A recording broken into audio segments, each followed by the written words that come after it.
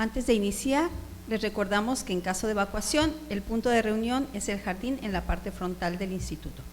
Les solicitamos apagar sus celulares o ponerlos en modo silencio por respeto a quienes nos acompañan esta tarde. Alumnos de UABC que requieran sello para créditos, favor de dejar sus carnets en cabina. Muy buenas tardes. La Universidad Autónoma de Baja California, a través del Instituto de Investigaciones Culturales Museo, les da la más cordial bienvenida al ciclo de charla Fronteras, Xenofobias y Racismos. El día de hoy inauguramos el ciclo con la charla Del miedo al odio hay un solo paso, la perversa narrativa del migrante irregular como amenaza. Estará a cargo del doctor Hugo Méndez Fierros de la Facultad de Ciencias Humanas de la Universidad Autónoma de Baja California, a quien damos una cordial bienvenida al IC Museo. Antes de iniciar, comparto con ustedes algunos datos de nuestro invitado. Hugo Méndez Fierros es profesor investigador titular en la Facultad de Ciencias Humanas de la Universidad Autónoma de Baja California. Es doctor en Estudios del Desarrollo Global, maestro en Ciencias de la Comunicación y diplomado en Estudios Culturales. Se ha especializado en estudios de comunicación y cultura en la frontera México-Estados Unidos. Su trabajo de investigación y docencia se inscribe en las líneas representaciones y narrativas mediáticas sobre las migraciones, representaciones sociales, fronteras digitalizadas y discursos de odio, y culturas fronterizas y discursividades. Es responsable del cuerpo académico Culturas Contemporáneas y Discursividades y es miembro del Sistema Nacional de Investigadores e Investigadoras del CONACYT. Nos acompaña también el doctor Enrique García, a quien cedo la palabra para que dé la introducción a este ciclo de charlas. Buenas tardes, ¿me escuchan todos? Sí, bueno, esta es la primera sesión de 4 sesiones que va a haber sobre este ciclo de conferencias que es Racismo, Xenofobia y Migración. Este ciclo de conferencias surge como una iniciativa mía, de un servidor, y de la doctora Arely Veloz, con el cual estoy colaborando en una estancia postdoctoral actualmente en el IC Museo. Este sería mi segundo semestre con el cual he estado colaborando con ustedes. Y uno de los temas, justamente uno de los temas que se tienden que es muy necesario trabajar, es la xenofobia, más en un contexto de frontera. Supongo, bueno, creo que la gran mayoría de aquí es de Mexicali, o ya tiene tiempo viviendo en Mexicali, o tiene tiempo interesado en temas de frontera, y podemos ver que efectivamente en la frontera que vivimos actualmente, México-Estados Unidos, podemos observar lamentablemente, un incremento en los casos de xenofobia. Que esto va vinculado, por supuesto, con el racismo y, por supuesto, vinculado a fenómenos migratorios. Sin embargo, estos fenómenos no son nuevos. Tienen, pues, por lo menos 500 años existiendo este tipo de fenómenos de la xenofobia, que está muy interrelacionado con el racismo y con la colonialidad. Supongo que algunos de ustedes han escuchado el término colonialidad. No los escucho, me gustaría también que fuera un poco más dinámico esto. ¿Sí han escuchado el término colonialidad? ¿Sí? Ok. Bueno, el término colonialidad, que es un término muy común, muy utilizado, muchas veces no conocemos qué es el colonialismo, la colonialidad o la colonialidad, ¿no? Lo escuchamos, xenofobia, migración, racismo, todos los días, pero tal vez no nos preguntamos qué es esto. Justamente por eso es importante este ciclo de conferencias, vinculados a la frontera precisamente. Bueno, el racismo es un sistema económico, un sistema político de discriminación, en el cual las poblaciones consideradas de color es decir, las personas no blancas o los grupos no blancos, son inferiorizados en este sistema económico racial, que viene desde la colonización y viene desde el surgimiento de el supuesto descubrimiento de América, ¿no?, por parte de los europeos. A raíz de esto surgen estas grandes disparidades, en el cual los grupos europeos o blancos tienen un mayor peso económico, tienen un mayor poder político, y naturalizamos estos discursos, y muy vinculado al color de piel, a la pigmentocracia. Bueno, y esto está muy vinculado directamente con los fenómenos migratorios que actualmente vemos en la frontera México-Estados Unidos, pero qué mejor que el doctor Hugo Méndez para que continúe hablando de este tema. Entonces dejamos con el doctor Hugo Méndez. Muchas gracias, Enrique. Gracias a todas y a todos que nos acompañan esta tarde acá. Pues ha hecho una muy buena introducción, Enrique.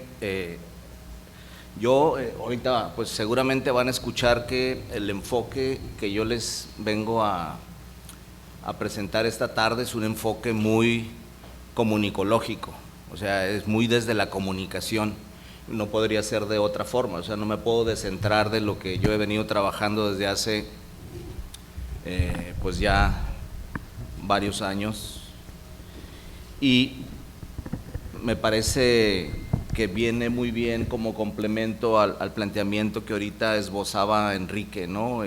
Seguramente desde otra disciplina, y vamos a hablar justamente sobre miedo, el miedo social, y sobre odio, y obviamente sobre las narrativas que se construyen en torno a las personas en condición migratoria irregular, porque hay otra vertiente que estudia particularmente las narrativas estigmatizantes sobre refugiados, por ejemplo, o sobre personas inmigrantes, que no es lo mismo el inmigrante que una persona migrante en condición irregular. Y hay vertientes de gente que está estudiando tanto en Europa como en Estados Unidos o en América Latina esas vertientes. Yo me voy a concentrar en esta parte del migrante irregular como amenaza, ¿no?, como se le construye. De verdad, muchas gracias a mis estudiantes de la licenciatura en Ciencias de la Comunicación que están acá. No vinieron coaccionados, están por libre albedrío acá. Colegas, compañeros, al señor subdirector de la Facultad de Ciencias Humanas, el maestro Marco Ramírez, muchas gracias por estar acá. Gracias, Cristian Fernández, director del Instituto de Investigaciones Culturales, por la invitación, y de manera muy especial quiero agradecer a la doctora Arely Veloz, quien me hizo la invitación personal, y al cuerpo académico de Identidades, Fronteras y Poscolonialismo para venir a charlar esta tarde con ustedes. Espero, no me voy a exceder con el tiempo. Yo le prometí a los estudiantes cuando los invité que esto no iba a durar más que un par de TikToks. Creo que ya llevamos como 3, ¿no? Pero bueno, ahí va. Voy a exponer en unos 30, 40 minutos y luego armamos acá una plática, una discusión. Lo que estoy presentando, lo que voy a presentar ahora es una síntesis. Le agradezco a Arely que me haya invitado, porque uno siempre está escribiendo, publicando, investigando, pero luego cuando me invitó a la charla es como hacer una síntesis de lo que hemos venido haciendo desde 2019. De 2019 para acá hemos estado trabajando con miedo a los otros, con discurso de odio, con narrativas estigmatizantes, y ahorita es un momento como de poder hacer una síntesis. La agenda que yo les propongo este día es de 5 puntos. Estamos ahora en la parte de la introducción, obviamente, y posteriormente vamos a hacer Vamos a repasar algunos de los conceptos básicos.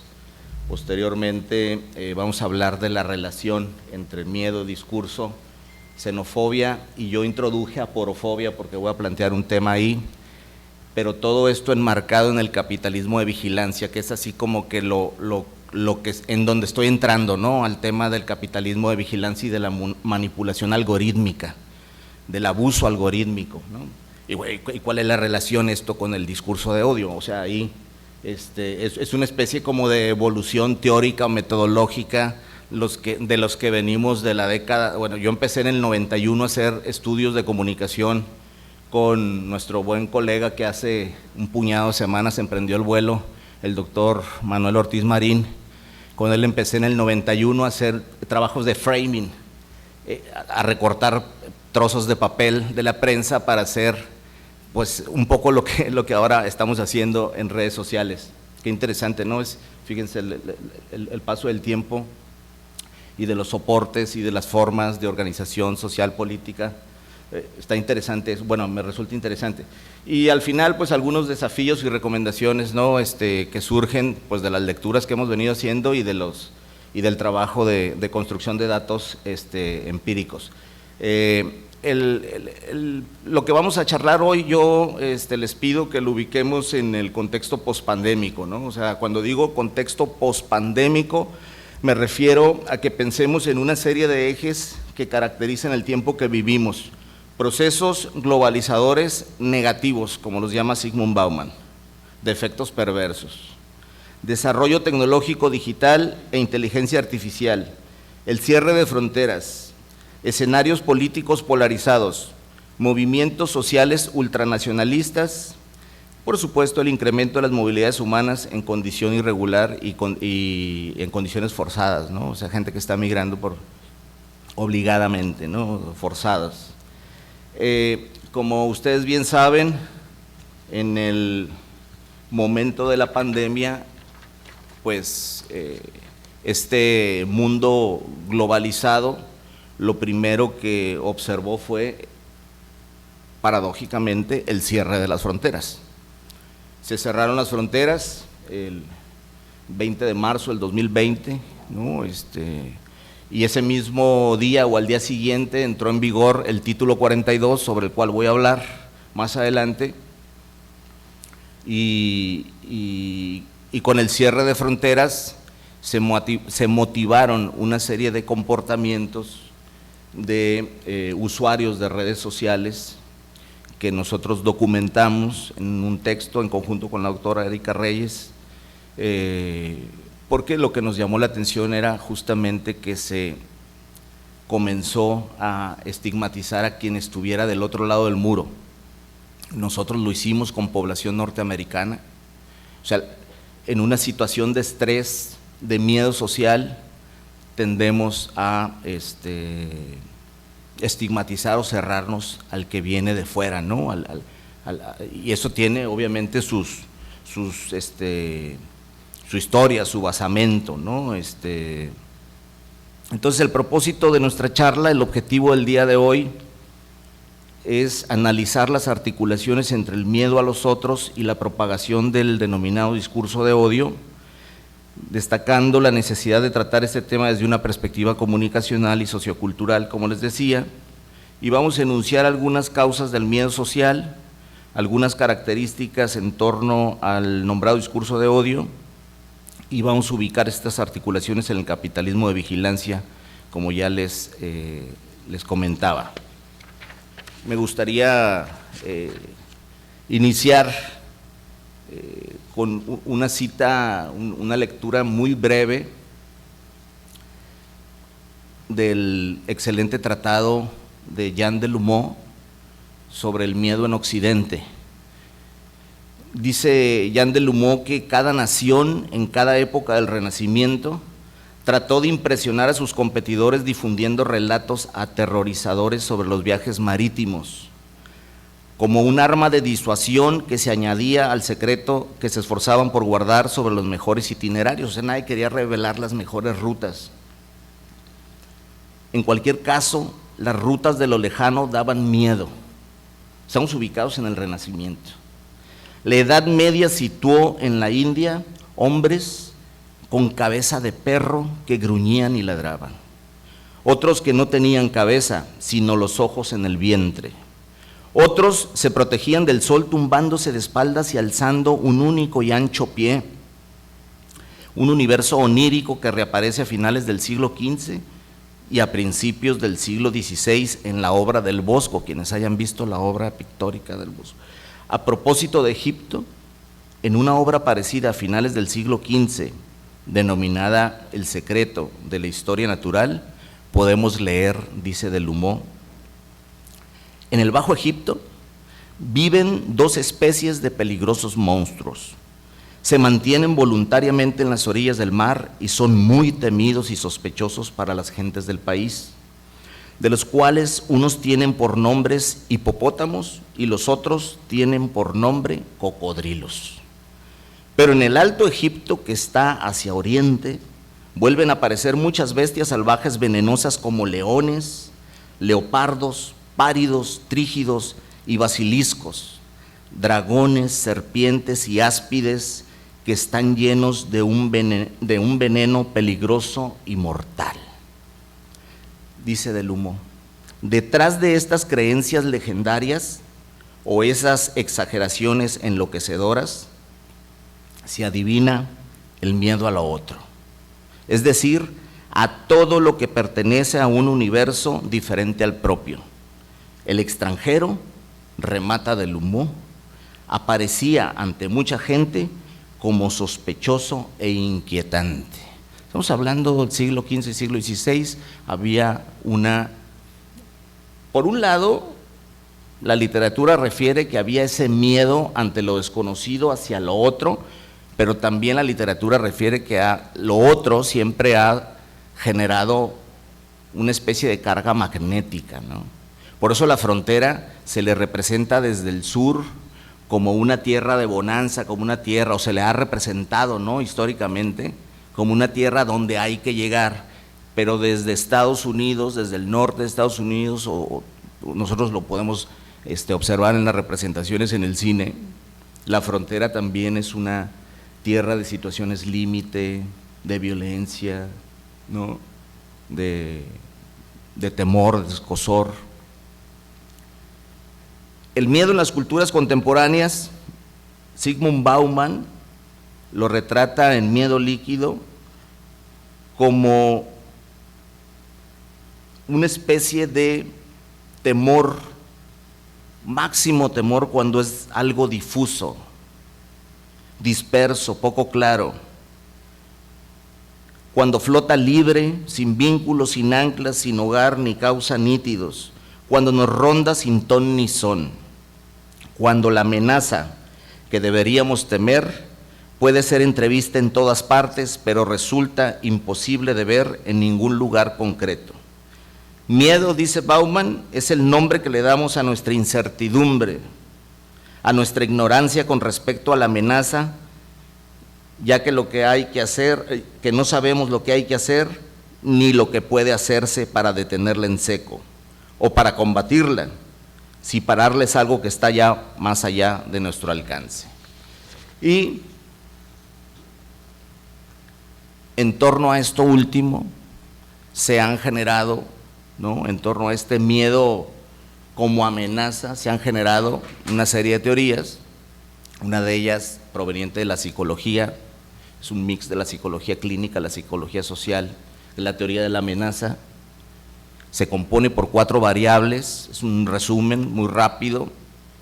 Estas 4 variables son una amenaza realista, una amenaza simbólica, una amenaza de ansiedad intergrupal y una amenaza constituida por estereotipos negativos. Me quedo con las amenazas denominadas simbólicas, que son amenazas a la visión del mundo del endogrupo, y constituyen la base de las teorías del nuevo racismo simbólico, citando a Björka. Estas, aunadas a las amenazas de los estereotipos negativos del grupo externo, en la medida en que las expectativas sean negativas, es muy probable que se anticipen interacciones cargadas de conflicto o desagradables. Un poco lo que estoy apuntando es cuando la amenaza no es algo concreto, material que uno pueda observar, caracterizar, que sea difusa, como nos decía Bauman, que apunte a una clase de peligros, entonces se genera esa incertidumbre y ese miedo que se le denomina un miedo social, porque el miedo también puede ser una reacción desde la perspectiva de la psicología clínica, una reacción positiva que tenemos los seres humanos para ponernos a salvo de un peligro, ¿no? Pero cuando ese peligro no lo podemos observar de manera clara, entonces se le denomina o se le tipifica como una amenaza difusa que genera un miedo social. Y esto último que estoy mencionando me sirve como eje para trabajar lo que adelante viene.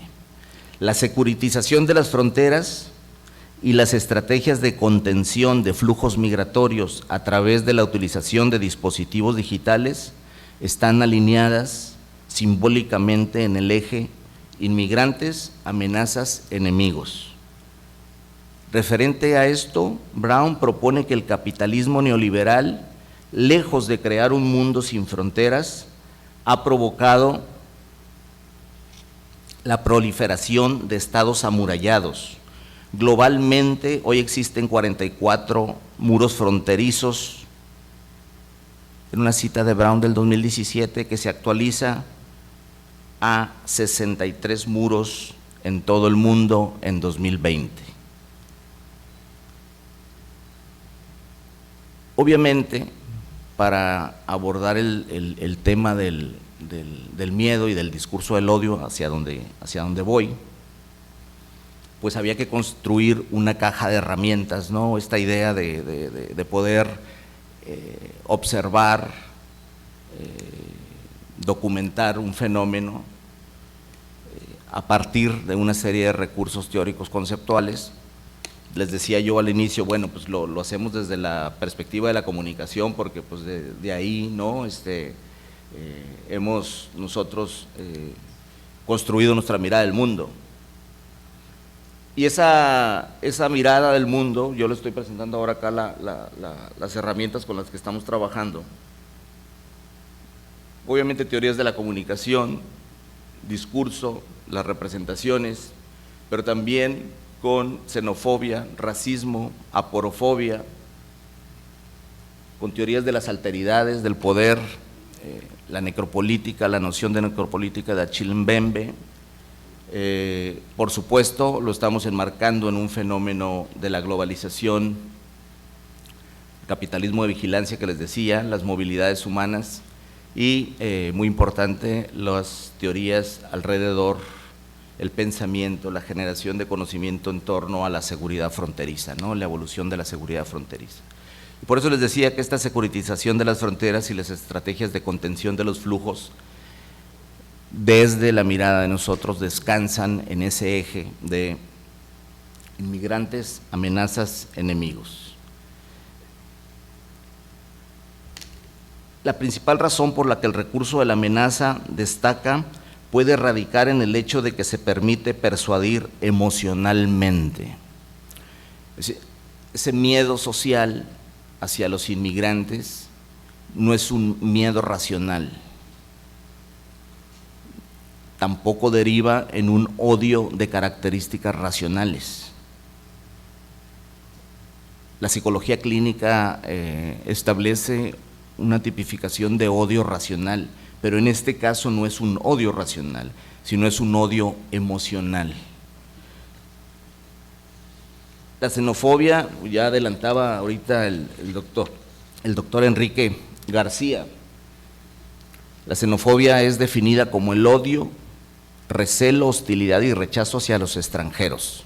Pues viene de xeno, que es extranjero, y de phobos, pues que es miedo. También se emplea de forma extendida como la fobia hacia los grupos étnicos diferentes o hacia las personas cuya fisonomía social, cultural y política se desconoce. Constituye una ideología que consiste en el rechazo de las identidades culturales que son diferentes a la propia, ¿no? Y aquí, en el tema de la xenofobia y este rechazo al extranjero, que ya databa del Renacimiento y todas con estas fábulas que yo les leía ahorita, la filósofa española Adela Cortina, en 2020, introdujo un concepto para pensar la aporofobia, porque ella señala que su trabajo reflexivo y el de sus compañeros de sus grupos de investigación llegaban a la conclusión de que en realidad lo que prevalece no es el miedo al extranjero, sino al pobre, al desposeído.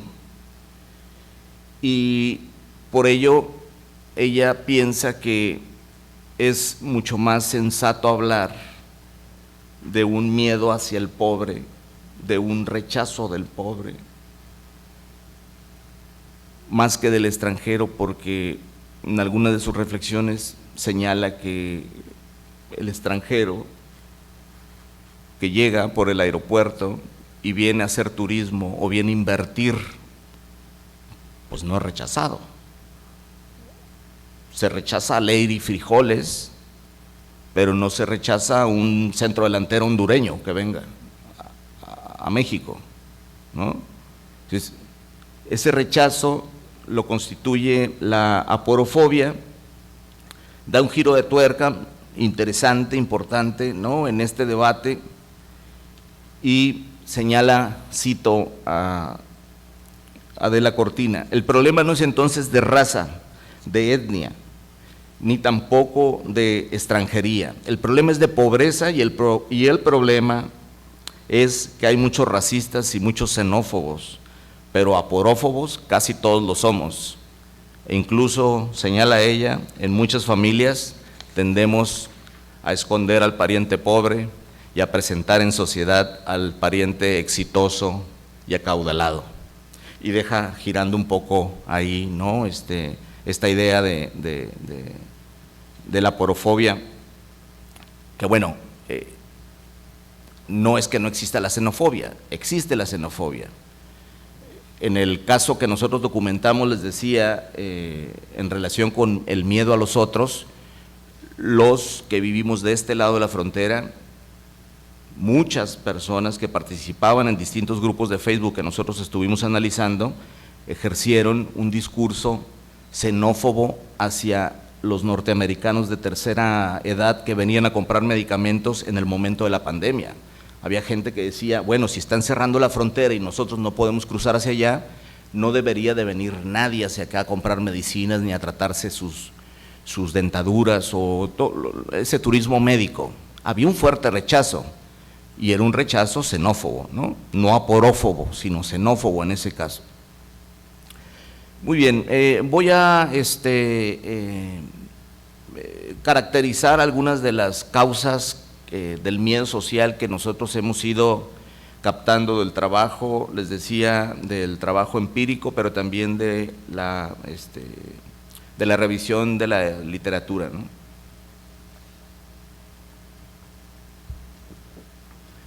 Las causas del miedo social: incertidumbre y cambios rápidos. Pues ahí tenemos para este asunto, o sea, la incertidumbre respecto al futuro y los cambios en la sociedad generan, ¿no?, una especie de miedo.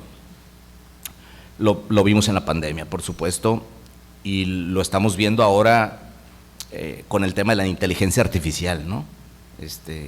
Uno puede leer, ver ciertos debates en torno a qué va a generar esto, cuáles son los cambios que va a introducir, nos quedaremos sin trabajo, no nos quedaremos sin trabajo, ¿no?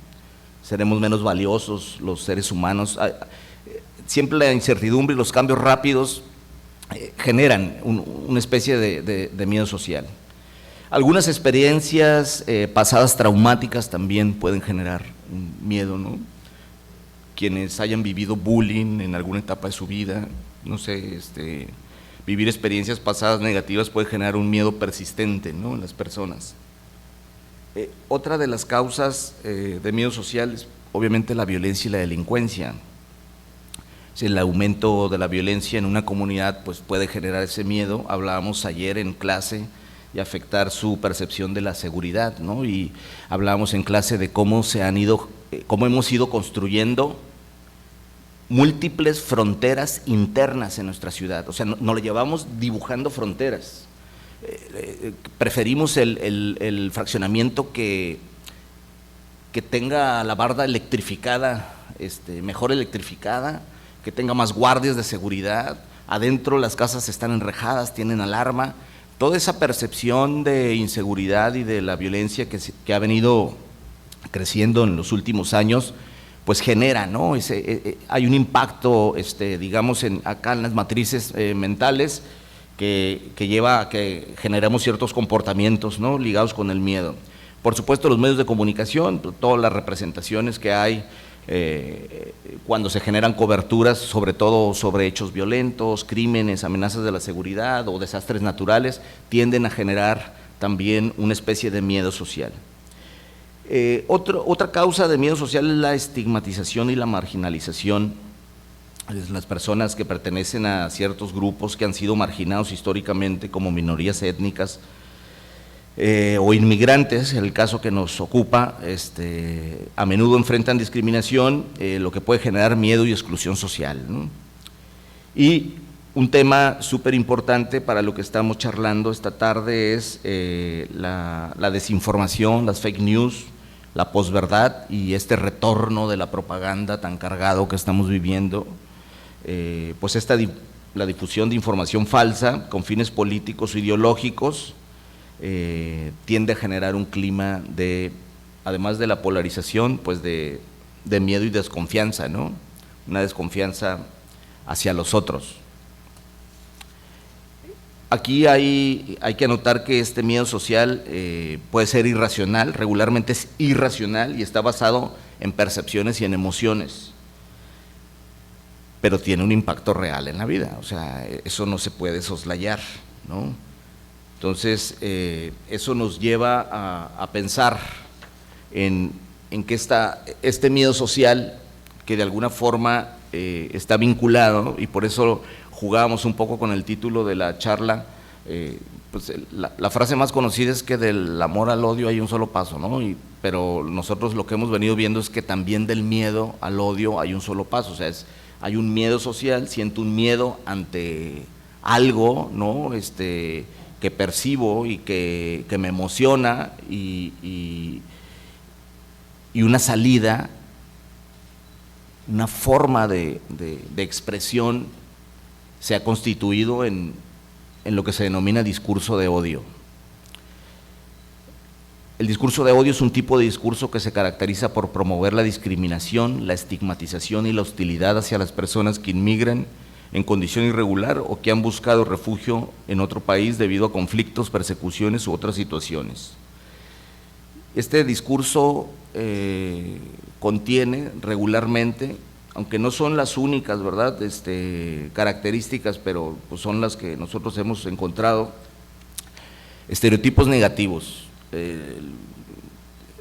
Se tiende a generalizar y estereotipar a todos los inmigrantes de un grupo determinado como una amenaza para la seguridad, para la cultura, la economía.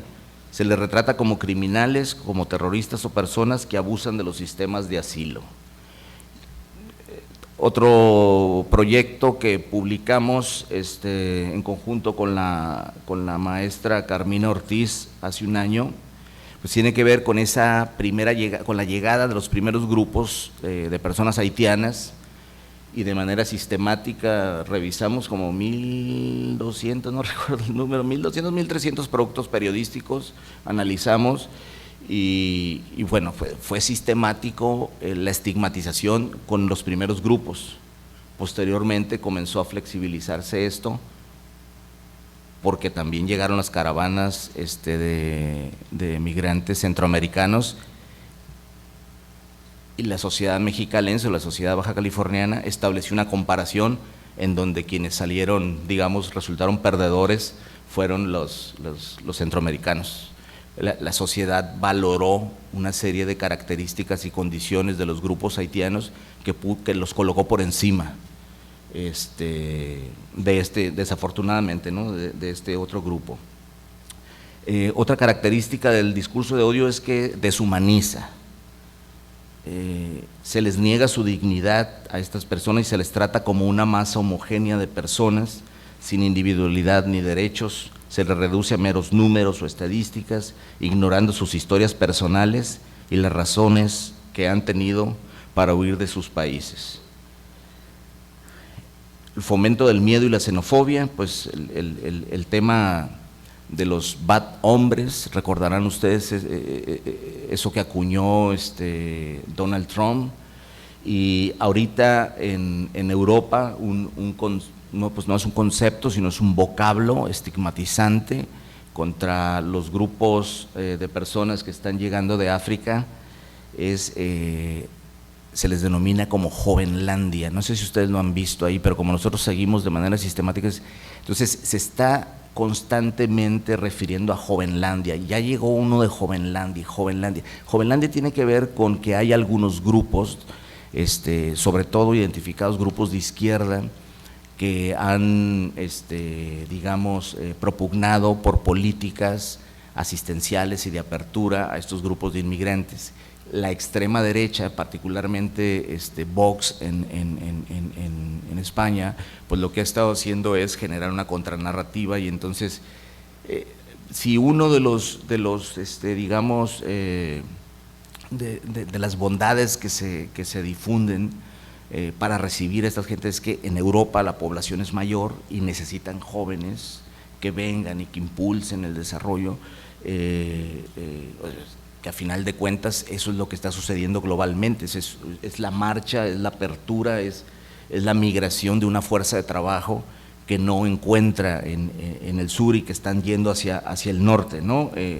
Y se les está estigmatizando como en esta de Jovenlandia, si ustedes lo van a ver por ahí, ¿no? Otra de las características, pues, que hay un fuerte componente de desinformación y manipulación.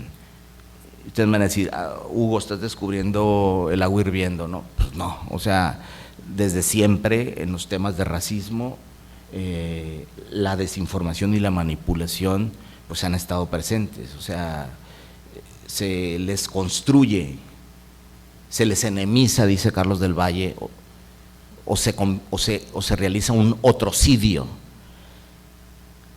a partir de desinformación y manipulación, y eso ha sido siempre. Pero el asunto del framing, de la teoría del framing que les decía, esta evolución ahora en los algoritmos, es que la amplificación de los mensajes, de los contenidos estigmatizantes y las burbujas de las que vamos a hablar ahorita, pues digamos son mucho más profundas, lacerantes. Ahorita voy a hablar más específicamente sobre eso, y bueno, y la idea esta de que en torno al discurso de odio también se genera una incitación a la violencia y a la discriminación, pues que es justamente de lo que estamos acá tratando. Como todo lenguaje, como toda narrativa, necesita anclarse en determinadas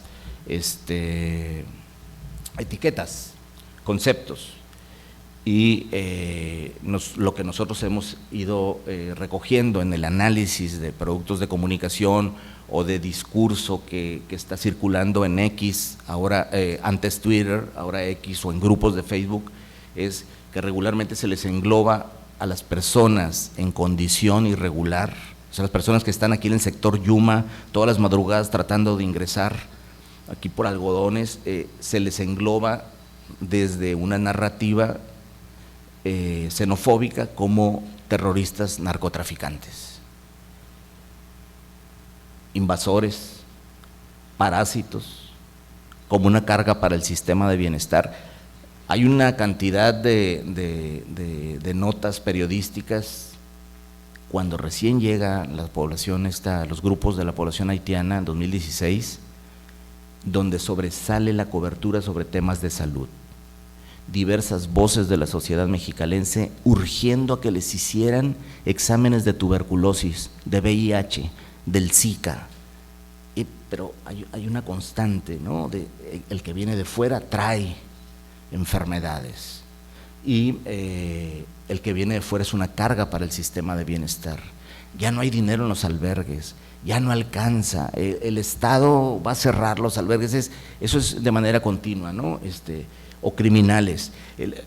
La narrativa mutó en el caso de las personas haitianas. En 2021 fueron mejor recibidos y recibidas, porque ya en 2021 venían familias y venían mucho más mujeres que en 2016, 2018, pero en 2021, por ejemplo, hay una enorme cantidad de producción discursiva de autoridades de los 3 niveles de gobierno pidiéndole a la población que les rentaran casa.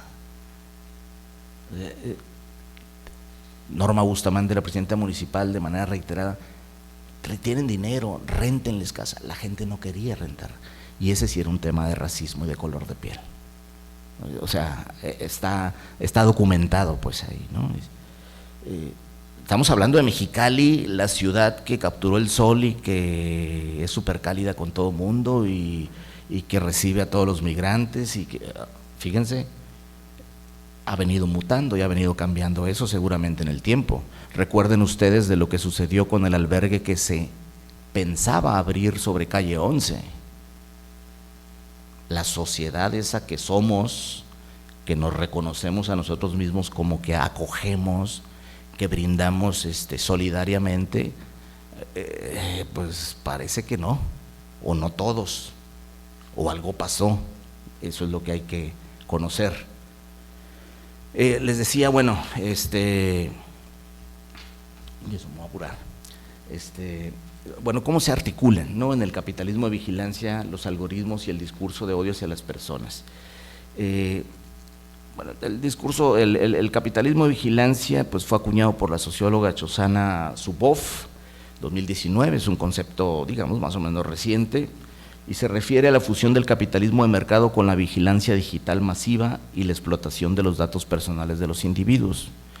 Y llegamos a este marco, en principio porque la realidad así no lo indica, pero también porque nuestros últimos trabajos, o lo último de lo último que estamos haciendo es pensar y analizar la edificación, la construcción de imaginarios en torno a una smart border, una frontera inteligente. En una semana se va a publicar un artículo ya en Estudios Fronterizos, pero bueno, la idea es esta: si siempre ha existido este tipo de discursos, si siempre los medios de comunicación han sido dispositivos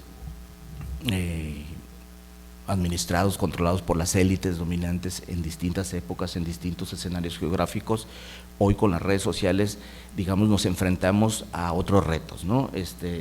La recopilación de datos, ¿no? La fase 1, pues todos nos metemos a las redes sociales, esto pues lo saben muy bien, cada una y cada uno de nosotros tenemos nuestras cuentas, y lo que vamos haciendo en esa primera fase de recopilación de datos, lo primero que vamos haciendo, es dejando datos, vamos tirando semillitas o miguitas de pan por cada una de las cosas que nosotros vamos revisando en las redes sociales, van generando datos que van contribuyendo a la construcción de una identidad personal para quienes administran estas redes, ¿no? O sea, es la identidad de Hugo, la identidad de Carmina, la identidad, ¿no?, de cada una y cada uno de nosotros. La fase 2 es la personalización del contenido, o sea, a partir de que nosotros hemos ido dibujando una trayectoria con nuestras tarjetas de crédito, tarjetas bancarias, la entrada al Facebook, like aquí, like allá, rechazo acá, entramos a la fase 2, en donde los datos de mi identidad se va personalizando en un menú de contenidos. O sea, ya cuando yo ingreso, es cuando uno se sorprende y dice: oh, magia, no, estábamos hablando de cócteles de elote y ya me apareció la señora de la mandarina aquí, ¿no? ¿Cómo fue, no? Bueno, muy bien, pues es lo que has venido haciendo.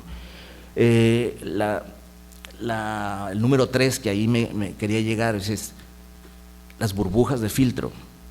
Los algoritmos también pueden contribuir a la formación de burbujas de filtro donde los usuarios solo ven contenido que refuerza sus creencias y opiniones existentes. Eso también pasaba. Hay teoría de la comunicación de masas que establece que tendemos a leer el periódico, a buscar la radiodifusora o la televisora que refuerce mis valores, mis opiniones y mis creencias. Pues nadie quiere ver que alguien le dé la contra, ¿no? Entonces, era el tema de los medios, o sea, era la movilidad y la dinámica de los medios, mucho más lenta. Ahora que se generan esas burbujas de filtro, pues si tú le diste like alguna vez, y nosotros lo sabemos porque estamos dando like a mensajes xenófobos o aporófobos o antiinmigrante, pues para seguir la pista, te empieza a llegar y a llegar y a llegar, de tal forma que se va constituyendo lo que una especialista del Colegio de México, la veía yo en una mesa redonda hace unos días, y le llama el jardín amurallado. O sea, lo que está sucediendo en las redes sociales es que tú ingresas y lo único que ves es algo que te presenta el algoritmo que refuerza tus propias opiniones. Pues sí. ¿Y qué pasa con eso? Que entre más tiempo que pases en las redes sociales, te vas radicalizando en tu forma de pensar y te vas alejando de otras perspectivas. ¿Y eso qué tiene que ver? Pues te vas constituyendo en una mente fundamentalista que no admite otras perspectivas. ¿Y eso qué? Pues ahí estamos instalados en un clima de polarización política tremendo, que la inteligencia artificial podría exacerbar todavía mucho más de lo que hemos ahorita venido nosotros recogiendo. Pues hay publicidad dirigida, eso ya lo sabemos. Los ecosistemas de recomendación, o sea, te llevan en una especie de espiral descendente, digo yo, ya que los algoritmos buscan maximizar el tiempo de atención y la participación. O sea, te van a seguir presentando lo que quieras, al cliente lo que pida. Hay una falta de verificación de los contenidos, ¿no? Pues no los verificamos, y el discurso de odio se basa justamente en regularmente en datos falsos, posverdad, fake news, ¿no? Imágenes truqueadas, o sea, todo lo que ya sabemos, pues, pero nosotros lo pensamos en el orden de una vida cotidiana en donde no estamos pensando en hacerle el mal a la gente. Lo que pasa es que se van constituyendo en esta influencia de grupos extremistas, se van constituyendo, ¿no? Muy bien, 10 minutitos rápidos así para, porque ya me estoy aproximando. No es cierto, Enrique habló un poquito más. Nada más porque quiero hablar de los dos casos particulares, así, o sea, como lo que he planteado hasta ahorita es como el marco, y qué estamos haciendo con esa parte, ¿no?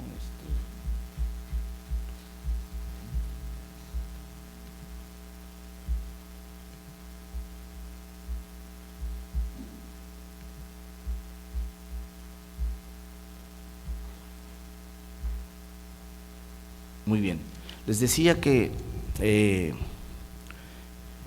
con este andamiaje teórico, conceptual, y pues trabajamos con, ya se adivinaron seguramente las metodologías, pues trabajamos con análisis de contenido, ¿sí? Con etnografía digital, trabajamos también complementamos con entrevistas a actores clave. Y bueno, actualmente estamos trabajando en torno a dos eventos que le llamamos dos casos desencadenantes. O sea, el miedo social y el discurso de odio están ahí de manera permanente, no están esperando a que el Hugo vaya y los observe, ¿no? Sino están ahí, ¿no? Están en constante evolución, pero a nosotros lo que nos ha interesado es concentrarnos en efectos desencadenantes de momentos que son súper simbólicos. El título 42, les decía yo, es una política que se instauró a partir en el contexto de la pandemia. Donald Trump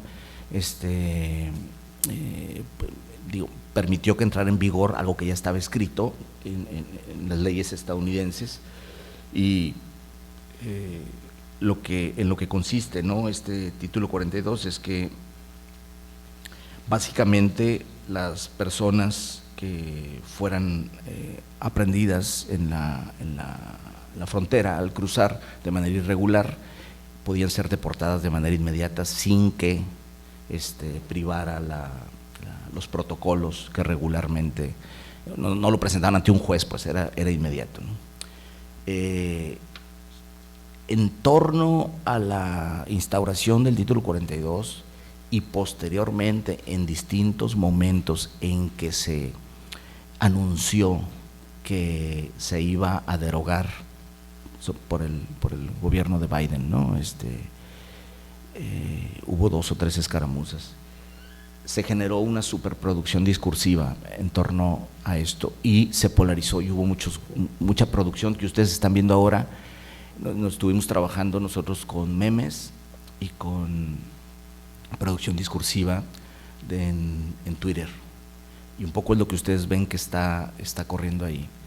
Y digamos que esta producción discursiva en torno al título 42, que recién terminó el 23 de mayo de este año, que, o sea, lo derogó el gobierno de Biden, pues nos permitió, ¿no?, nosotros a acercarnos a este tema.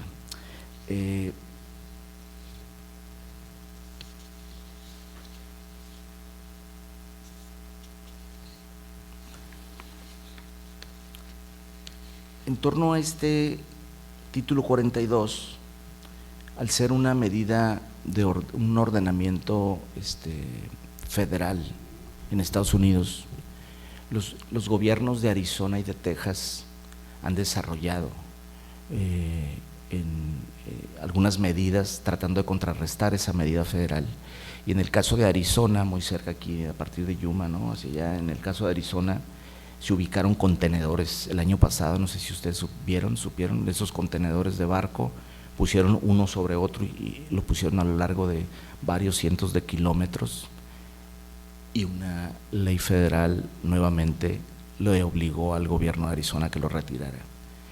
Y actualmente, la semana pasada, habían instalado en el Río Grande el gobierno de Texas unas boyas, que por ahí van a aparecer también en las fotografías, unas boyas gigantes, unas pelotas gigantes que en medio tienen navajas, una rueda como de sierra, así de navaja. ¿No han visto eso? Bueno, la semana pasada la Corte Federal también acaba de exigir al gobierno tejano a que quitaran. Cuando surgen estos eventos, en lo real concreto, la política, se estimula la producción discursiva y nosotros centramos ahí nuestro trabajo, nuestro análisis. Actualmente estamos trabajando con esta parte, no tenemos conclusiones todavía, pero un poco lo que les quiero mostrar es cómo es real, existe ahí está ese discurso de odio, se está construyendo, se está definiendo. Se utiliza el recurso de los memes como un recurso humorístico pero estigmatizante. Y ahorita que digo eso de los memes, el gran debate, ¿saben ustedes? No hay un concepto de discurso de odio, digamos, generalizado, consensuado, porque es sumamente complejo poder establecer si un meme era una cuestión solamente humorística o si tenía la intención de estigmatizar y de dañar a otro. Y en el derecho no se han puesto de acuerdo, o sea, en la legislación ese es otro camino que hay que transitar y lo harán los abogados, ¿no? O sea, el asunto del derecho, ¿qué es discurso de odio? ¿Qué discurso de odio insta a generar actos de odio? Eso es sumamente complicado de poder establecer, por eso no se ha llegado todavía a un discurso. Y esta parte es lo del título 42 que estamos trabajando. Ahí están las boyas, vistas desde un dron. Ahí en medio de cada pelota de esa hay una sierra. Ahí está la sierra, miren, no venía preparado, pero ahí está Ahí está, perfectamente, ya apareció. Yo no estoy seguro si ya lo retiraron. De esto hace una semana que les pidieron que lo retiraran, pero vea, con fuerzas paramilitares del gobierno de Texas. La hipótesis de nosotros, la premisa es, para realizar estas acciones que nos parecen, ahí están los contenedores de acá de Yuma, para poder realizar estas acciones se requiere mucho dinero de contribuyentes, de votantes, para que contribuyentes y votantes faciliten, permitan que el gobierno invierta ahí, se requiere mucho miedo y mucho odio. Ese es un poco el tema. Y ligado con esto está lo de la construcción de una frontera inteligente, de una Smart Border, que viene desde hace 10 años hacia acá. Les digo que se va a publicar un artículo que hacemos como una especie de línea de tiempo de cuándo se empieza a generar en los medios de comunicación la idea de una Smart Border, el uso de drones, todo este armamento viene de las guerras, o sea, es armamento que quedó inutilizado. Los principales promotores de la frontera inteligente son Google, Amazon. Las fuentes a las que recurren los perros robot que estuvieron probando el año pasado, aquí supieron ustedes que estuvieron probando perros robot en Tijuana, son los perros robot distópicos. Eso existe, está siendo probado para que anden en el desierto y puedan, incluso hubo una declaración de ponerles pistolas a esos perros robots. ¿Cómo convencer a cientos de miles de personas de que apuesten y de que inviertan acá? Sostenemos nosotros que es a través de la generación de miedo y de la construcción de una narrativa estigmatizante que vaya en contra, ¿no? Y que englobe, porque obviamente hay muchas mujeres y muchos hombres en Estados Unidos que realmente creen que contribuyendo a militarizar la frontera o a construir una frontera inteligente, ellos van a estar más seguros. ¿De qué? Del terrorismo o del narco, pero ahí está englobado el migrante irregular que simple y sencillamente quiere ir hacia el norte a construir una mejor vida. Con esto yo aquí termino para poder charlar. Y bueno, muchas gracias.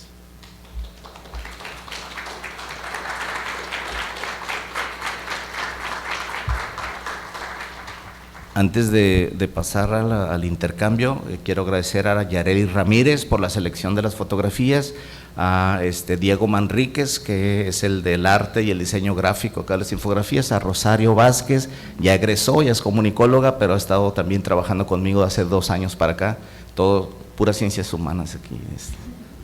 Muchas gracias por su apoyo. Pues no sé. Sí. Sí. Bueno, le agradecemos la interesante charla que nos ha impartido y abrimos un espacio para preguntas y comentarios del público.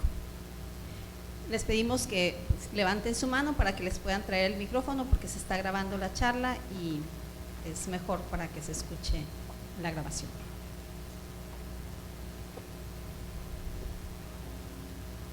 Quedaron demasiado impactados por las noticias. Anímense. Aprovechen que está el doctor. La doctora Areli.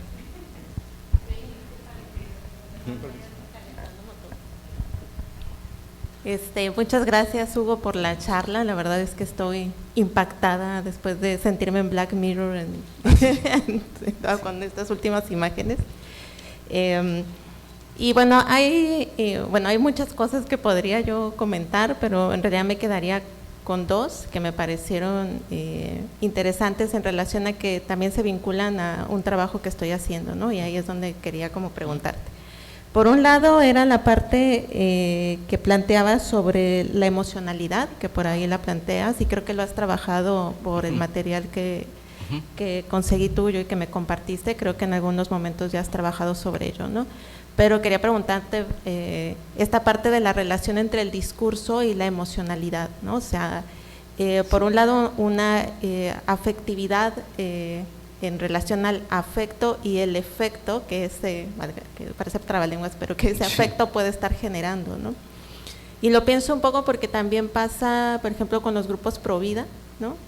Que también hay un discurso, pero que mueve muchos simbolismos que apelan a lo emotivo, ¿no? Y que puede ser sí en relación al odio, pero yo pensaba que también, sobre todo con los discursos nacionalistas, apelan a discursos de amor. Sí. ¿No? Entonces, en ese caso que tú lo hablabas después con el aspecto del derecho, ¿no? ¿Qué es un discurso de odio, ¿no? ¿Qué discurso se ve como amenaza? Y efectivamente, en el caso de los discursos de amor, entre comillas, cómo se juegan ahí esos simbolismos, ¿no? Porque aparece algo que cuida, ¿no? O sea, por ejemplo, se cuida a la nación, se cuida a nosotros, ¿no? O en el caso, por ejemplo, pienso de los grupos pro vida, se cuida al niño por nacer, ¿no? A una maternidad, ¿no?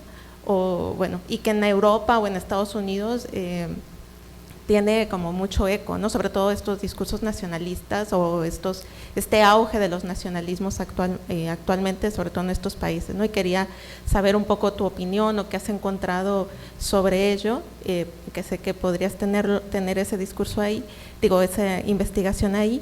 Y el otro, que también me parece bien interesante, es la parte que tú dices de las narrativas, ¿no?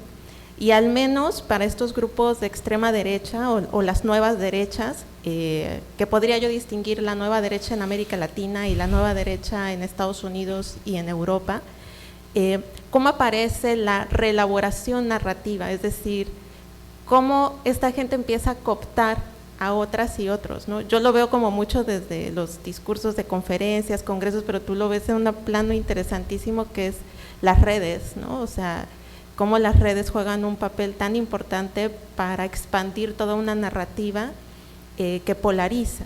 Y en ese caso me interesaría un poco saber más de lo que has encontrado.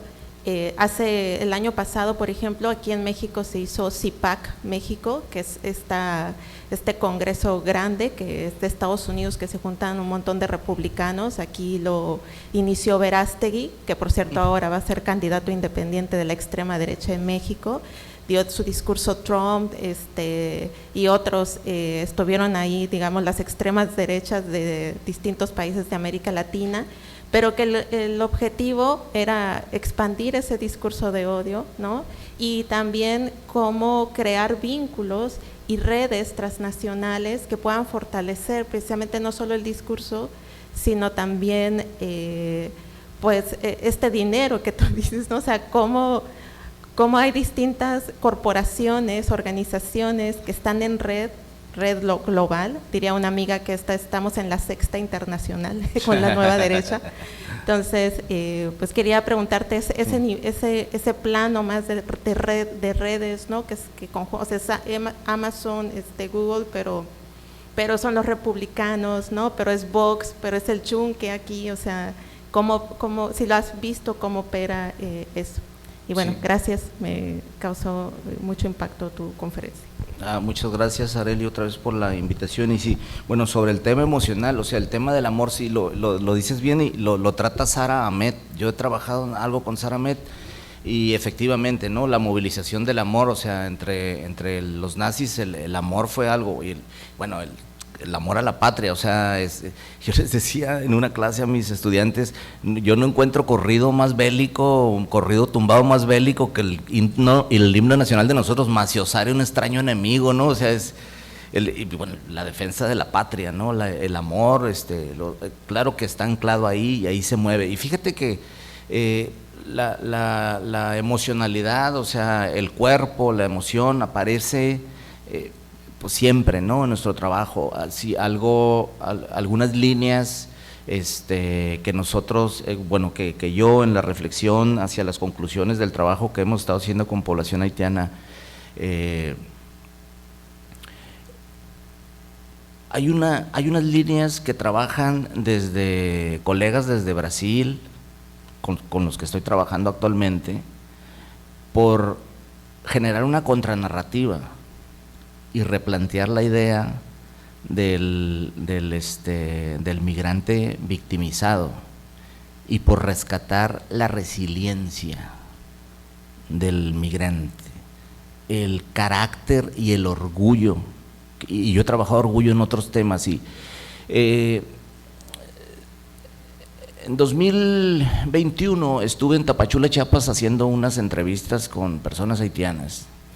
Y allá conocí a Jacques Vincent, a Vicente, mi amigo, que al tiempo, por el movimiento, llegó a Matamoros, y él y yo seguimos trabajando a través de WhatsApp con la idea de ir construyendo su historia de migración. Él venía de Chile y fíjense, Vicente llegó a Matamoros y en esa plática, la voy a sintetizar, me dice: aquí está muy complicada la cosa, ¿puedo ir a Mexicali? Y le dije: sí, échate la vuelta para acá vemos cómo. Y bueno, una red de empatía y de amor ahí en el Facebook, le pudimos ayudar a conseguir una casa a un precio módico.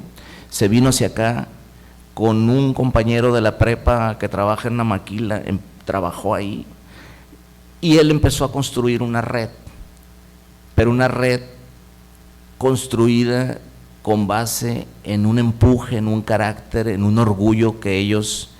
Él decía: mira, yo soy negro, y yo donde esté en el mundo, yo tengo una fuerza, y esa idea la traemos recuperada, traemos como 30 y tantas entrevistas.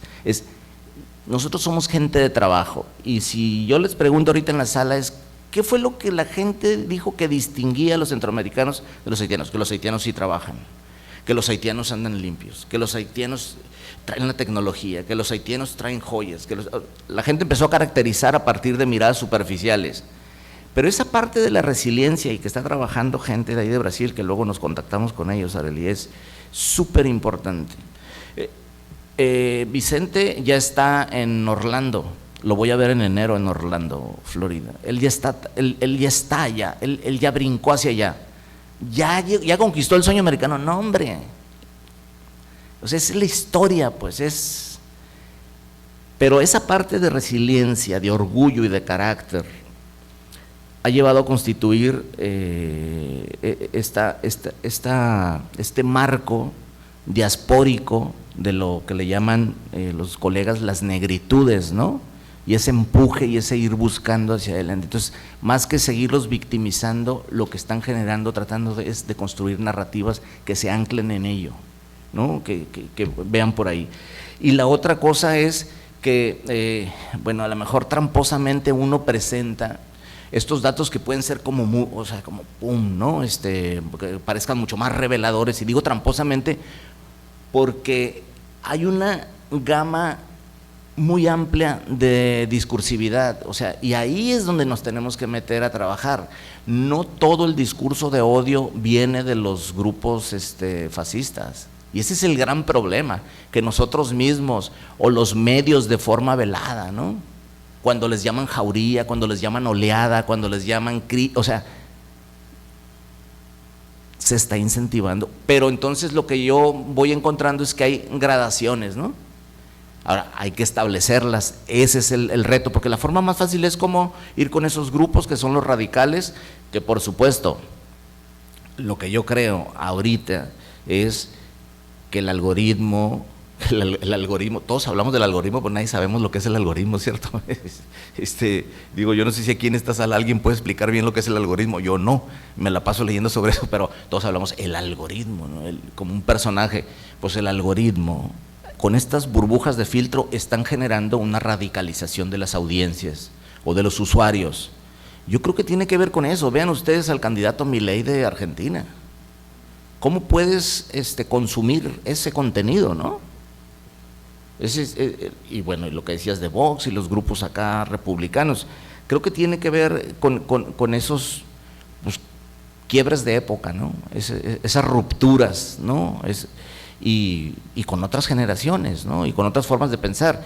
Y creo yo que hay que seguir reflexionando y pensando qué sucedió en el tiempo de la pandemia, que está definiendo hoy nuevas formas, ¿no? Nuevas formas de consumir mediáticamente, nuevas formas de ser, de pensar, de leer el mundo, de organizarnos social, política, económicamente, y qué otras formas vienen hacia adelante, ¿no? pues se queda mucho tiempo por pensar, ¿no? De algo que creo en este momento puedo afirmar que no tengo duda, es que esto va a ir increciendo y recrudeciéndose hasta que lleguemos a topar, ¿no?, algún momento de esta historia y resurjan otras cosas, pero no sé, no logro visualizar en dónde, cómo, ¿no? Yo le he preguntado a ChatGPT si me puede dar algunas ideas para generar un discurso de odio más potente, y ChatGPT se ha negado, y eso me da cierta esperanza. O sea, me dice, yo soy una herramienta de inteligencia artificial, pero yo no puedo ir en contra de los derechos humanos o socavar la dignidad de grupos. Eso es muy bueno, pero en el momento en que se liberen herramientas para, no sé, o sea, no sé qué viene para enfrente. En ese sentido, pues no es.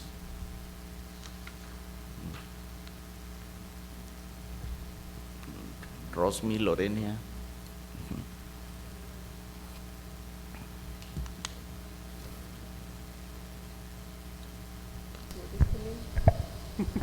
Buenas tardes.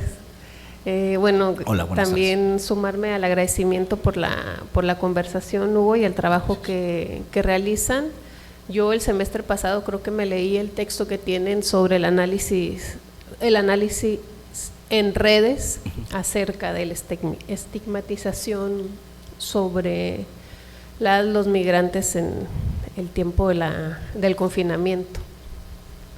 Y ahora, escuchándote, la pregunta que quiero hacerte, como en una discusión que he estado pensando y tratando como de llevar a la discusión pública, sobre todo en el contexto de los temas de frontera, es nuestras propias conceptualizaciones y las herramientas teóricas conceptuales con las que abordamos el tema de la migración y de la frontera. Entonces, algo común es que hay una referencia siempre hacia el otro, y también en el texto que comento, estos discursos que ustedes han analizado, estas referencias, pues abordan definitivamente esa otredad, que ya lo comentaba Enrique, ¿no? Desde este descubrimiento de América, pues se ha cimentado en no solamente lo social, sino en nuestro propio quehacer académico. Entonces, mi pregunta es si en estas nuevas conceptualizaciones o la deconstrucción de los propios conceptos que hemos llevado a cabo, no será útil dejar de usar al otro, ¿no?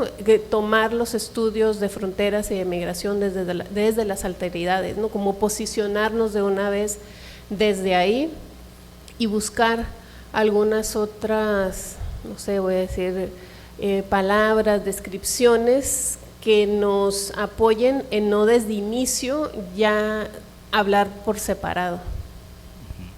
Es interesante. Sí, mira, van surgiendo, conforme uno va haciendo trabajo, obviamente van surgiendo, ¿no? Nuevas betas, ideas. Algo que a mí me está sonando en la cabeza de hace poco hacia acá es que hay propuestas, ¿no? Por hacer desde la poscolonialidad, de hacer etnografía ya no del pobre, ya no del otro, sino de hacer etnografía del poder. Pero eso representa unos retos y unos obstáculos bien interesantes, ¿no? Y claro, yo concuerdo con lo que tú dices. El asunto hasta ahora ha sido que uno va armando su cajita de herramientas, ¿no?, con lo que tiene, y creo que te doy toda la razón. O sea, creo que hay que propugnar, buscar, construir, ¿no?, otra mirada, otro posicionamiento en el mundo, y otro posicionamiento frente a lo que uno está intentando, ¿no?, sistematizar, visibilizar. No las tengo yo, no sé, ustedes ya las tienen, no, sí, pero bueno, a ver, me parece que por ahí es. O sea, creo que sí, por ahí tiene que ser el trabajo, ¿no? Yo te digo, la gente esta de Porto Alegre, yo estoy ahorita fascinado con lo que están haciendo ahí, los colegas, bueno, están en Claxo, de hecho ahora a finales de septiembre voy a hacer una estancia con ellos, breve, pero van en la línea de lo que tú dices. Yo creo que tenemos que observar qué se está haciendo en otras partes, ¿no? Desde el sur, ¿no? Están haciendo trabajo interesante y creo que también, y por eso felicito la iniciativa de ustedes, de veras, o sea, no nos habíamos reunido, ¿no?, a conversar entre cuerpos académicos, aunque estamos acá mismo en Ciencias Humanas, en el LIC, pero pues si algo va a surgir, estoy cierto que va a surgir del encuentro intersubjetivo, o sea, del diálogo, del acercamiento entre nosotros, ¿no? Por eso felicito esta idea, ¿no?, de venir, y ya quiero escuchar a quienes vengan después de mí. Van a ser 4, decía Enrique, ¿verdad? Ya quisiera, pues ya quiero venir a escuchar y seguirnos escuchando, ¿no?, entre nosotros, pero totalmente de acuerdo contigo, hay que buscar, ¿no? Hay otras formas. Rosmi. Muchas gracias. No, pues Hugo, felicitarte, muy importante y muy interesante lo que nos presentas, la verdad creo que no me había acercado tanto al trabajo que estás realizando ahorita y me parece muy innovador en el sentido de cómo lo estás trabajando. Bueno, yo nada más tirando líneas en esta idea de estar platicando, ¿no?, y de comentar y de empezar. No sé, como dices, la parte legal sí no ha avanzado tanto, hay como algún trabajo en esto de la privacidad, de la cuestión de cuidado de datos, en cuanto a reglamentación, en cuanto a marcos legales.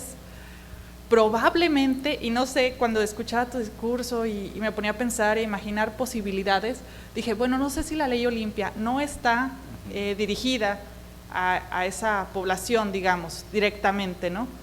Pero han salido estudios interesantes, trabajos interesantes, ya digamos casos, donde se ha utilizado precisamente para cuestiones de odio y para, digamos así, mitigar o juzgar o arrestar o castigar, en dado caso, las situaciones que vengan de ahí. No digo que sea lo mejor, porque sabemos hacia qué está dirigida, ¿no?, a cuestiones de feminismo, de género, muy hacia allá, pero finalmente trabajamos con lo que tenemos, ¿no? Y pues habría algunas otras europeas que se podrían trabajar, pero finalmente nosotros no podemos trabajar más que con los marcos mexicanos y tal vez los estadounidenses, que finalmente no es la postura, ¿no? La postura sería cómo México vería esas ofrendas, digamos así, de estar viendo a los connacionales o a los que transitan o a las personas que van pasando, ¿no?, que de alguna forma están ahí.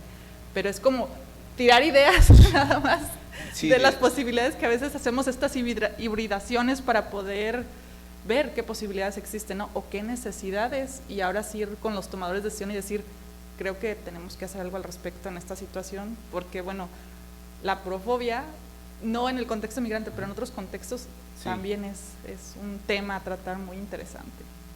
Sí, y bueno, gracias. No sé si has pensado por ahí, pero bueno, es como la idea. Es que es un temota ese del derecho. En una revisión, bueno, revisiones de los que han hecho revisiones de literatura sobre discurso de odio, encontraba yo que el primer texto publicado sobre temas de discurso de odio fue en 1975 en Europa, en el 75.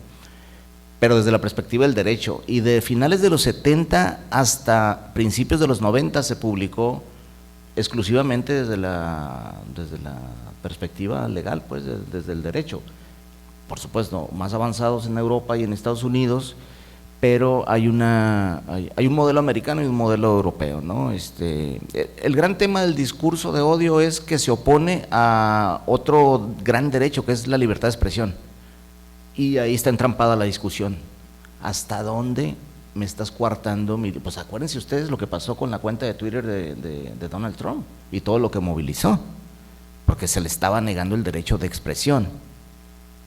Entonces, ese es un tema, a lo mejor desde ahí, desde el observatorio y la red de observatorios de medios de comunicación que tú estás impulsando, desde aquí, desde la facultad, creo que se pudiera generar. Y me llama la atención que dice Rosmi, novias, no nos habíamos escuchado tanto, pues somos vecinos de cubículo, ¿no? Sí, no, porque yo llego, me encierro, ¿no?, a lo mío, y no, ya voy a dar clase, ya regreso, sí, así andamos. Pero mira, qué bueno, muchas gracias por haberte dado el tiempo de venir a escuchar acá.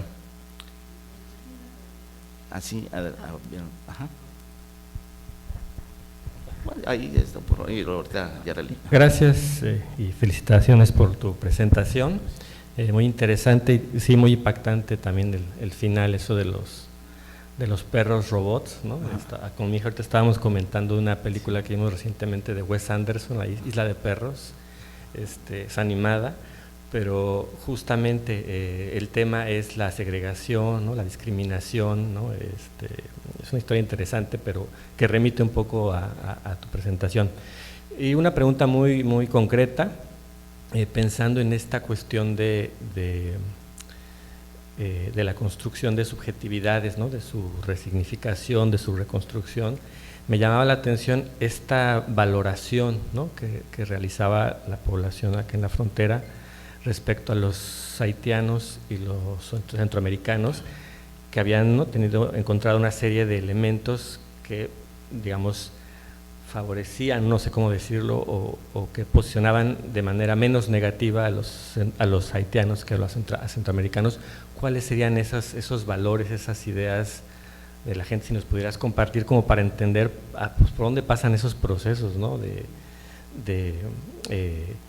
resignificación del estatus, de la valoración de las personas migrantes en este caso, ¿no? Gracias. Sí, con todo gusto. Bueno, digamos unas conclusiones adelantadas que nosotros hacíamos en un foro o en un seminario que tuvimos aquí en este mismo espacio en noviembre pasado, que tenía que ver justamente estas valoraciones con la aporofobia. O sea, porque yo en esa ocasión yo decía, es que cuando hemos entrevistado o cuando hemos escuchado o en los medios lo que hemos ido documentando, es que la gente destaca, desde mi perspectiva, que la población haitiana mantiene ciertos valores que los insertan en la lógica capitalista. Consumen tecnología, visten muy bien, porque ya se fue Cristian, pero estuvimos haciendo unas entrevistas con personas haitianas y los haitianos decían sí, pero yo le decíamos, ¿por qué ese cuidado, ¿no? Y tienen un dicho que dice, es un dicho parecido al de como te ven te tratan, pero es como te vistas sales en la foto. Esa es una idea de su cultura, esa es la presentación, ¿no? La presentación ante los demás. El trabajo. O sea, el trabajo es uno de los valores fundamentales del capitalismo. Y el haitiano, la haitiana son muy trabajadores. No es una apropiación mía, es lo que la gente dice. Los centroamericanos, la gente decía, son pedigüeños, no trabajan, andan mal vestidos. Entonces, lo que yo reflexionaba es, están fuera de ciertas valoraciones del capitalismo. Y era un tema eminentemente de aporofobia. Por ahí creo que iba el asunto. Y algo que no dije, y ahorita que mencionaste lo que estabas aquí con tu niña, también el trabajo que yo presenté hoy está centrado en todo este desarrollo tecnológico, en el imaginario, la representación de la tecnología y del Smart Border, pero no presenté algo que emerge y que no hemos desarrollado y tenemos que desarrollar, que es que los perros robots no siguieron probándose, porque era una prueba, no siguieron probándose porque hubo activismo de este lado de la frontera y del otro lado de la frontera, colectivos súper organizados de Estados Unidos estuvieron. Entonces ese es un trabajo, por ejemplo, que hay que documentar, que ya lo están haciendo, ¿no? Otras, pero aquí en la región, ¿qué se está haciendo? Porque eso también va a ayudar a visibilizar que ya hay un trabajo organizado. De repente parece como que nadie se organiza para ir en contra de estas narrativas, y creo que el trabajo con los colectivos es un trabajo súper interesante y que yo me he planteado como que hay que hacerlo, colectivos del otro lado de la frontera, ¿no? Por ahí, no sé si Enrique ha trabajado por allá pero bueno, Yareli creo que tiene una pregunta. Sí.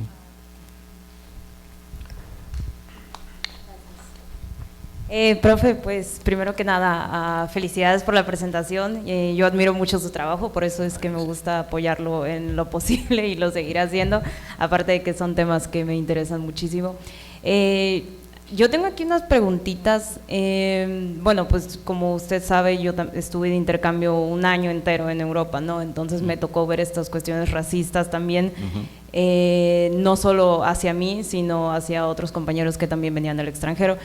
Entonces, de cierta forma pude hacer como que una comparación de lo que he vivido en Estados Unidos al estar con mi familia y todos hablando español y la gente como te mira medio raro, ¿no?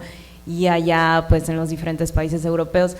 Pero mi pregunta es, desde su perspectiva, ¿por qué cree que está como que más marcado de la parte de Estados Unidos? Porque por lo menos en mi propia experiencia sentí que es de esa forma, ¿no? No sé si usted lo vea igual.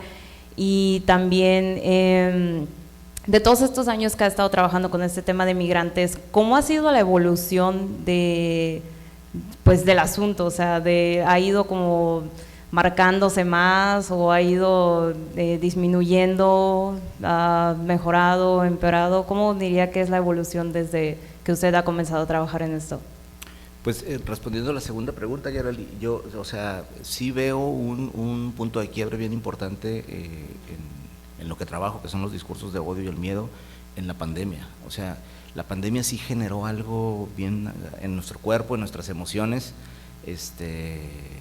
Bueno, lo documentamos ahí en algunas columnas periodísticas, pues se acabaron los medicamentos, muchos medicamentos de salud mental en todas las farmacias de aquí de Mexicali. Se está pasando algo, ¿no? Asociado con una enfermedad de vías respiratorias, pero pues no se puede desvincular de los otros ámbitos de la vida de los individuos, de las personas. Entonces, creo que después de la pandemia, creo que se ha venido incrementando, y lo que hemos venido viendo nosotros, o sea, es, a final de cuentas, el muro de Trump ya no se construyó, Biden ya no siguió con esa cantidad ingente de millones de dólares, pero Biden es el que está adquiriendo todas estas herramientas tecnológicas. A final de cuentas el capitalismo tiene que mover el dinero, ¿no? Y lo que están haciendo es, ahora, ok, ya no vamos a hacer ese muro físico, pero vamos a echar a andar los perros robots, todos estos datos biométricos. Bueno, está Carmín Ortiz, que es mi tesista de doctorado y está trabajando con el tema del CBP-1. Esta nueva, o sea, la nueva frontera aparece en el celular, ¿no? La nueva frontera, si quieres cruzar para el otro lado, tienes que tener un celular y tienes que estar capacitado, alfabetizado, y bueno, ella es la que va a encontrar cosas más interesantes luego para platicarlas con ustedes en la escuela, pero sí, bueno, ha venido cambiando, y la cuestión tecnológica es un tema que desde la comunicación tenemos que observar, porque creo que hay oportunidades ahí, ¿no? Y bueno, la otra, pues, no sé, el asunto de la cercanía histórica, ¿no?, que tenemos con Estados Unidos, creo que pudiera estar influyendo, así como lo viviste tú, pues, ¿no? Creo yo que pudiera estar ahí en esa de sentir más como la discriminación de Estados Unidos, dicen, ¿no? Yo creo, y uno de los factores en los temas de discriminación también es el idioma, ¿no? El asunto del idioma, o sea, no sé, creo que pudiera ir por ahí. Gracias. Gracias, pues muchas gracias. ¿Alguien más tiene una pregunta o comentario para el expositor? Romina. Hola, buenas tardes. Yo tengo una duda en cuanto a esta cuestión discursiva que viene manejando, que se da en las redes sociales. Y es algo que puede sonar un poco simple, pero quisiera que abordara un poco más de eso. ¿Estos discursos tienen el fin de simplemente de generar un ambiente de miedo para proponer, para impulsar agendas políticas, o hay de verdad un fin, una finalidad de establecer esta serie de lógicas en la sociedad? Es decir, establecer sociedades en las que todo este tipo de discursos ya sean la ley. Yo lo tomo mucho en ejemplo en el caso aquí de Mexicali, de que sí hubo discursos, de que sí hubo una cierta incomodidad, por decirlo de alguna forma, pero no se generaron este tipo de movimientos, por ejemplo, como en Estados Unidos se generan, que literalmente la gente sale con un rifle en una camioneta a cazar migrantes. Sí. Es decir, y esa es la pregunta, por eso de esa forma va mi pregunta. ¿Se busca generar simplemente una opinión pública negativa, o se busca radicalizar a la población para emprender este tipo de acciones? Pues, digo, es bien, mi primera respuesta es no sé. Sí, o sea, no, es que no lo sé, pero la segunda respuesta es, lo que yo creo es que hay grupos que van por la A y grupos que van por la B, y debe de haber otro tipo de todavía en el combo, ¿no? Hay sede, pero sí pasan las dos cosas, o sea, sí están sucediendo. Pero si tú me preguntas, ¿y cuáles son los grupos? No sé, o sea, no he llegado hasta allá, pero digamos que la evidencia, la historia y la lectura de la revisión de la literatura nos dice que puede haber de los dos grupos.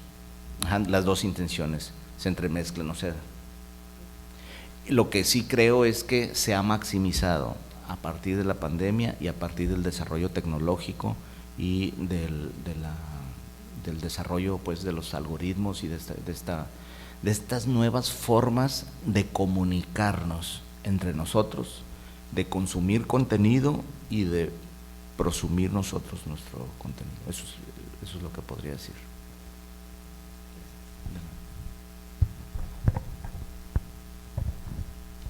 Bueno, buenas tardes. También agradecer por la exposición. Tengo varias preguntas, pero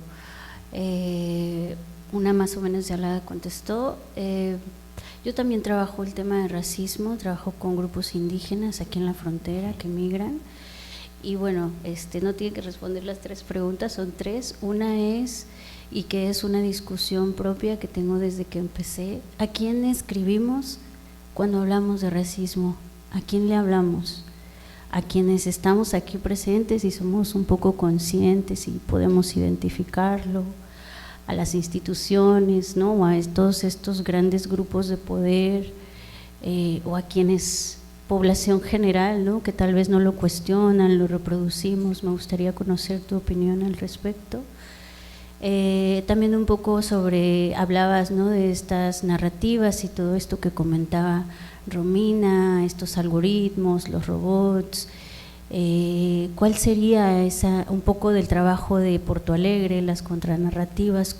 Desde tu punto de vista, ¿cuál es la resistencia, ¿no? ¿Cuál es esa resistencia que casi siempre existe, o si no, siempre está existiendo frente a estos grupos de poder, frente a estas narrativas, ¿no? Esa sería mi segunda pregunta. Y la última es un poco sobre tu experiencia si es que la tuviste, con el grupo migrante ucraniano, que tiene otras características. Yo un poco alcancé a ver lo que había en las noticias. Comparto que para mí fue un poco frustrante y doloroso ver toda la atención que había desde mi perspectiva y lo que alcancé a ver por parte del gobierno mexicano hacia esta migración ucraniana.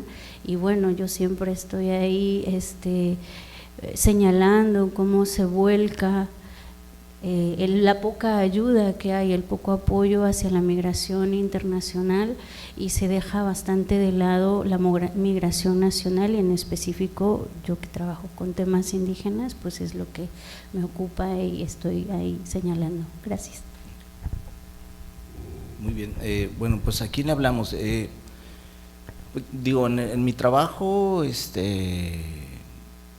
le hablo a la academia, o sea, mi trabajo tiene que ver con un desarrollo científico, en donde lo que vamos haciendo es probando nuestras teorías, probando metodologías, intentando aportar al desarrollo científico social.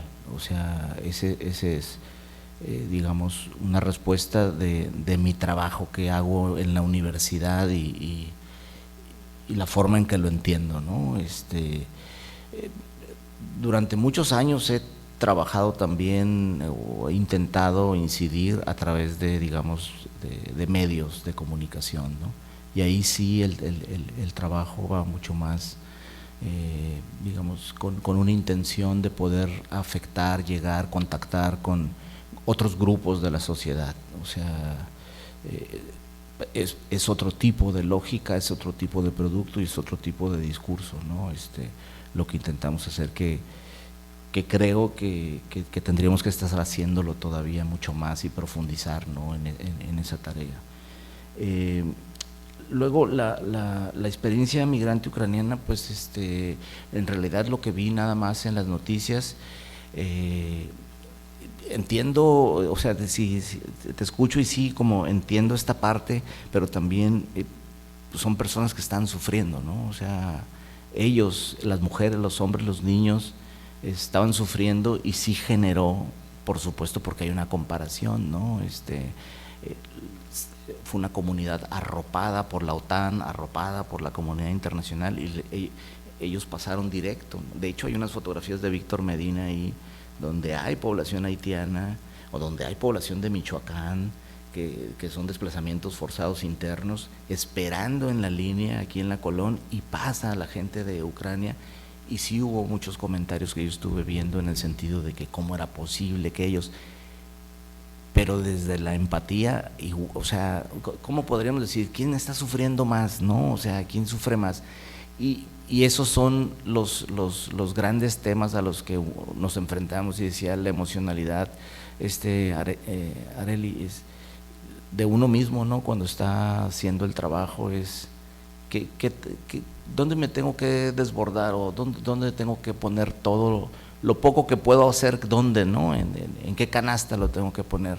Pues mencionaste temas bien importantes y súper complicados de poder responder, pero pues te agradezco para continuar la reflexión, ¿no?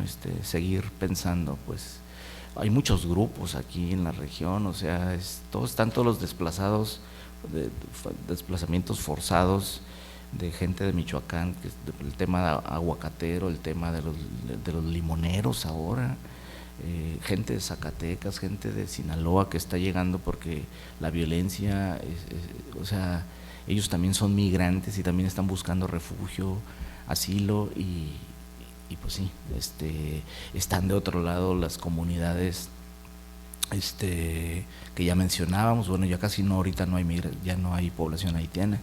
Estamos haciendo un trabajo que vamos a presentar en noviembre. Estamos trabajando particularmente con deportados. Ahí sí estamos trabajando totalmente con cuerpo y con emociones, con deportados que viven debajo del puente y en un lote baldío a un lado del Harinera El Rosal, que son personas deportadas que la mayoría de ellos trabajan en la recolección de chatarra, de metales, y andan con sus carritos, ustedes los han de haber visto por ahí.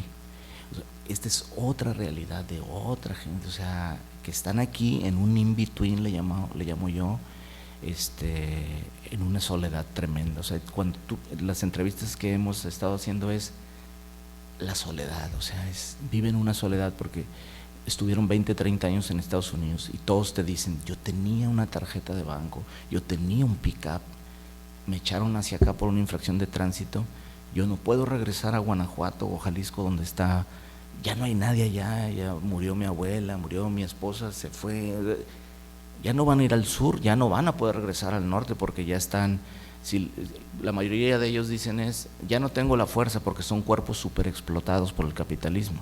Son los cuerpos frontera de los que habla Chilembembe, ¿no? Ya no puedo yo regresar al norte, ya no tengo nada que ir a hacer al sur y estoy aquí y no tengo INE, no tengo una credencial, no tengo una fotografía mía. Por supuesto que no tiene una casa, no tiene afectos, no tiene una comunidad de soporte. Ellos son otro grupo, los grupos indígenas con los que tú trabajas. O sea, hay un temota, hay muchos temas y sí, se asustó la compañera y no se ve cómo y por dónde, pero esto daría para mucho tiempo y se me está resecando la garganta. Muchas gracias por el tiempo. Gracias. Agradecemos. A ustedes. ¿Otra pregunta, perdón? ¿Mm?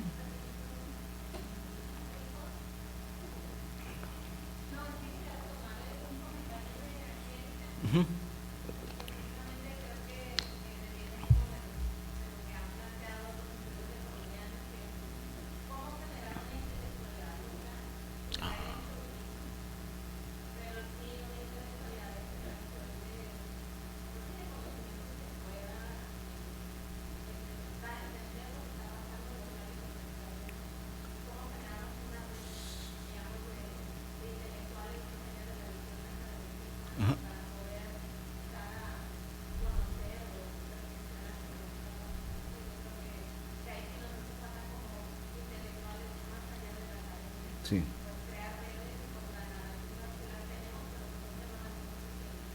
Sí, es una idea súper potente la que acabas de decir. Sí. Sí. Hay que dialogar con periodistas, hay que dialogar con activistas, hay que dialogar con artistas. O sea, sí. Definitivamente, sí. Gracias. Agradecemos a nuestro invitado, el doctor Hugo Méndez Fierro, esta interesante charla que sin duda nos deja muchas reflexiones y sobre todo a ustedes su asistencia y participación. Les recordamos que la siguiente charla de este ciclo llevará el título Procesos migratorios, otredad y alteridad en América, desde los flujos masivos hasta la actualidad, y será impartida por la doctora Luz Adriana Torres de la Organización Internacional para las Migraciones el día 19 de octubre de este año. Con esto damos por concluida la sesión de hoy. Muchas gracias y que tengan una excelente tarde. Gracias.